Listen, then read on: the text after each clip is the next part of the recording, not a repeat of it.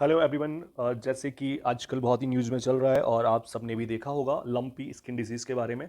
बिल्कुल मैं उसी डिसीज़ की बात कर रहा हूँ जो कैटल्स को स्पेशली काऊ को बहुत ज़्यादा इम्पैक्ट कर रही है। As per today almost 87,000 cattles की डेथ हो चुकी है। 11 लाख कैटल से ज़्यादा ऑलरेडी इससे इम्पैक्टेड हो चुकी हैं। तो अभी इस वीडियो में हम जानने की कोशिश करेंगे everything about the lumpy skin disease. ये देखिए, आप देखेंगे कि परसों कल काफ़ी जगह प्रोटेस्ट हुई है। ये राजस्थान का प्रोटेस्ट है और राजस्थान की ही हम अगर अकेले बात करें, सबसे ज़्यादा जो अफेक्टेड स्टेट है इसकी वजह से वो राजस्थान है। राजस्थान में ऑलमोस्ट 57,000 कैटल्स की डेथ हो चुकी है। ऑलमोस्ट 57,000 कैटल्स, तो ये अपने आप में एक बहुत बड़ी बात है और 11 लाख तो यहीं पे सिर्फ इम्पैक्टेड है। ऑल इंडिया की बात करेंगे तो ये नंबर जो है वो बहुत ही ज़्यादा हो जाता है। अ, अशोक गहलोत जो कि सीएम है राजस्थान के, इन्होंने डिमांड भी किया है कि इस डिसीज़ को अब हमें नेशनल कैलामिटी डिक्लेयर कर देना चाहिए, क्योंकि ये बहुत ही ज़्यादा फैल रही है, सिवियरली इफेक्ट कर रही है कैटल्स को, इकोनॉमी को। तो अभी देखते हैं कि ये कैटल एक्चुअली में फैलती कैसे है। इसको फैलने के ना दो तरीके हैं बस। एक है कि एक जो शॉर्ट रूट ट्रांसमिशन होता है इसका, कि ये ईजिली लोकल एरिया में फैल जाती है, और दूसरा होता है एक लॉन्ग रूट ट्रांसमिशन। स्टार्ट कहाँ से होगा? ये इन्फेक्टेड वैक्टर्स होंगे लाइक इंसेक्ट्स वगैरह, ये किसी हेल्दी कैटल को इन्फेक्ट करेंगे और इन्फेक्ट होने के बाद वो कैटल पास ऑन करेगी और ये इस तरीके से रिप्रोडक्टिव मटेरियल वगैरह के थ्रू ये आपस में यहाँ पे सर्कल होता रहेगा। दैट मीन्स ये साइकिल पूरा हो जाएगा। सो ये शॉर्ट रूट ट्रांसमिशन होता है। एक लॉन्ग रूट होता है कि जब कैटल्स को आप किसी बाहर के एरिया में लेके जाओगे, तो उस एरिया में जब आप लेके जा रहे हैं तो अल्टीमेटली वो बाहर की कैटल्स को भी इम्पेक्ट कर सकते हैं। इसीलिए अभी आप लोगों ने सुना होगा कि महाराष्ट्र ने बैन कर दिया है कैटल्स को आउटसाइड ले जाने के लिए, ताकि इस डिसीज से वो अच्छे से कोप कर सके। Lumpy skin disease basically virus की एक फैमिली होती है, पॉक्सविरिडी फैमिली। और इस फैमिली के अंदर ही ये वाला वायरस आता है लंपी स्किन डिसीज़ का। इसको हम लोग नीथलिंग वायरस के नाम से जानते हैं कॉमनली। और इसकी स्पेशल फीचर ये है कि इस वायरस में अगर आप देखेंगे तो डबल स्टैंडर्ड डीएनए होता है। तो इसका जीनोम जो है वो आरएनए नहीं है, बल्कि इसका जो जीनोम है वो डबल स्टैंडर्ड डीएनए है। अ, इसकी जीनस हम लोगों ने देख ली है कि सॉरी, फैमिली हमने देख ली थी कि पॉक्सीविरिडी फैमिली है, बट इसकी जीनस होती है कैप्री पॉक्स वायरस। तो कैप्री पॉक्स वायरस में और भी बहुत सारे टाइप के पॉक्स आते हैं। एलएसडी भी ऑलरेडी हम पढ़ चुके हैं, लंपी स्किन डिसीज वायरस। उसके बाद sheep pox virus, got pox virus, ये सारे भी same genus Capri pox virus family के मेंबर्स हैं। इससे बेसिकली हमें आइडिया हो जाता है कि इस डिसीज़ से हमें कैसे कॉप करना है, क्योंकि ऑलरेडी ये डिसीज़ कहीं ना कहीं वर्ल्ड में ऑलरेडी हो चुकी है। सिम्टम्स इसके देखेंगे तो नेशनल डेयरी डेवलपमेंट बोर्ड ने ये एक अपना इन्फोग्राफिक निकाला था और उसमें मेजर सिम्टम्स, प्रिवेंशन और ट्रीटमेंट की बात की थी, ताकि लोग इसको ईजिली समझ सकें। तो यहाँ पे आप देखेंगे इनके अंदर ये इस तरीके से कुछ जो नोड होते हैं, लिम्फ नोड, ये वाले ये डेवलप हो जाते हैं। और इनका साइज़ भी बहुत ज़्यादा होता है, लगभग 2 से 5 सेंटीमीटर का इनका साइज़ होता है, और डायमीटर 1 से 2 मीटर के, 1 से 2 इंचेस के ऑलमोस्ट होता है। सबसे जो डेंजरस बात ये है कि ये परमानेंटली स्किन को डैमेज कर देते हैं, और इसकी वजह से डिसेबिलिटी आ सकती है। ये डिसेबिलिटी है, करेक्शन थोड़ा सा कर लीजिएगा आप लोग। डिसेबिलिटी होगी, मिल्क प्रोडक्शन रिड्यूस हो जाता है, ग्रोथ पुअर हो जाती है, इनफर्टिलिटी, अबॉर्शन, और इवन बहुत बारी क्या होता है कि डेथ हो जाती है। जैसा कि हम इंडिया के केस में देख रहे हैं कि 87,000 कैटल्स की ऑलरेडी डेथ हो चुकी है, और 87,000 is very big number. Even अगर एक की भी डेथ होती है तो वो भी हमें कुछ उसके लिए क्योर करना पड़ेगा कि हम उसको बचा सकें, बट 87,000 आप समझ सकते हैं, इज़ अ ह्यूज नंबर।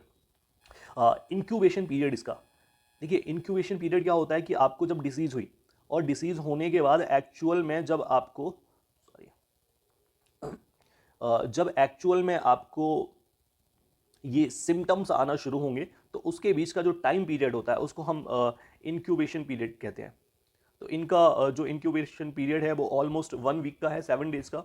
और स्टार्टिंग में इनको 48 आवर्स के अंदर ही फीवर होना शुरू हो जाता है, और जो फीवर है वो कई बार 41 डिग्री सेल्सियस को भी क्रॉस कर जाता है। 41 डिग्री सेल्सियस मतलब 106 फ़ारेनहाइट को, और ये काफ़ी टाइम तक रहेगा, ऑलमोस्ट 1 वीक तक। तो इम्यूनिटी की बात करते हैं, क्योंकि अब देखिए डिसीज़ है तो इसके बचने के तरीके होंगे।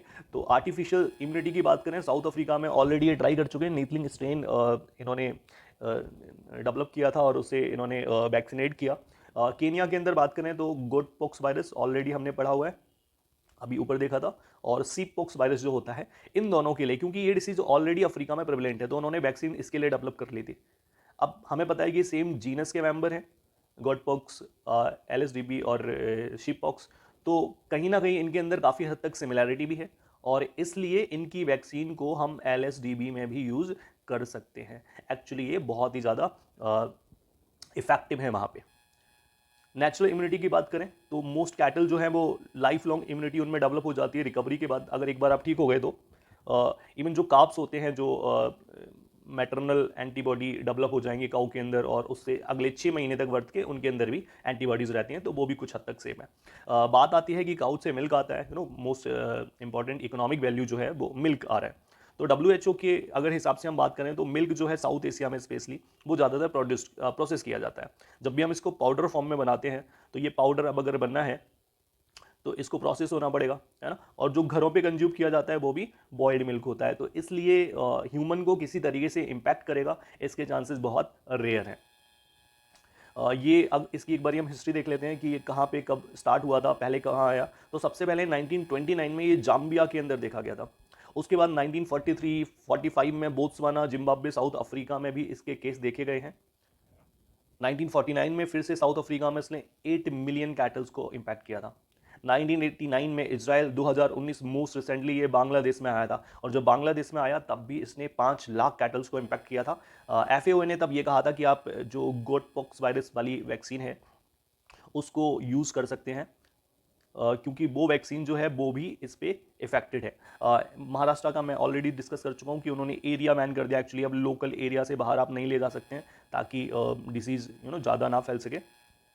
इंडिया की बात करें तो लगभग इंडिया में 87 लाख कैटल्स को ऑलरेडी वैक्सीनेट किया जा चुका है as per the union ministry of fishery, animal husbandry and dairy. इनके हिसाब से इन्होंने कहा है कि गोट पॉक्स वायरस वाली जो वैक्सीन है वो वेरी इफेक्टिव है, और साथ में इट इज़ 97 लाख।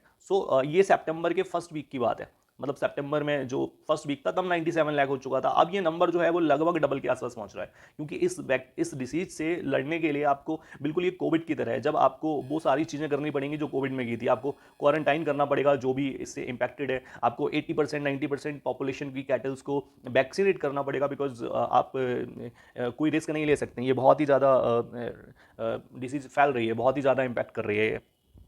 तो ये सारी जो चीज़ें हैं इनका हमें ध्यान रखना पड़ेगा, सर्विलेंस रखना पड़ेगा।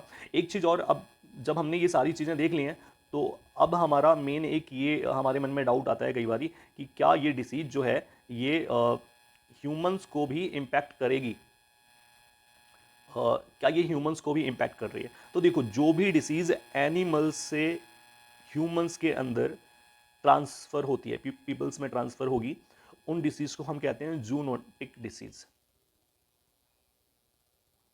ठीक है, तो जूनेटिक डिसीज है ये वाली, ये डिसीज जूनेटिक डिसीज नहीं है। इसका मतलब कि इससे एनिमल्स से ये जो डिसीज है कैटल से वो ह्यूमन पे नहीं आ सकती है। ठीक है, तो इसलिए आप लोग तो सेफ हैं, बट एक्चुअली अगर कोई सेफ नहीं है तो वो कैटल्स हैं, और हमें इस चीज़ को हमेशा ध्यान रखना पड़ेगा जो WHO कहता है वन हेल्थ अप्रोच के बारे में, कि जो हमारी हेल्थ है वो आपस में अलाइन है, हम एक दूसरे से जुड़े हुए हैं। तो वी नीड कि सारे हेल्दी हों। अल्टीमेटली ये डिसीज़ किसी ना किसी फॉर्म में दोबारा से म्यूटेट होके ऐसा हो सकता है इन फ्यूचर की बाकी जो कैटल्स हैं या बाकी जो एनिमल्स हैं उनमें भी ट्रांसफ़र हो सकें, maybe in the human beings too. But अभी कुछ भी प्रिडिक्ट करना ठीक नहीं है। सो बेसिकली हमें ध्यान रखना चाहिए, because it is all about the one health approach. So thank you so much, have a nice day.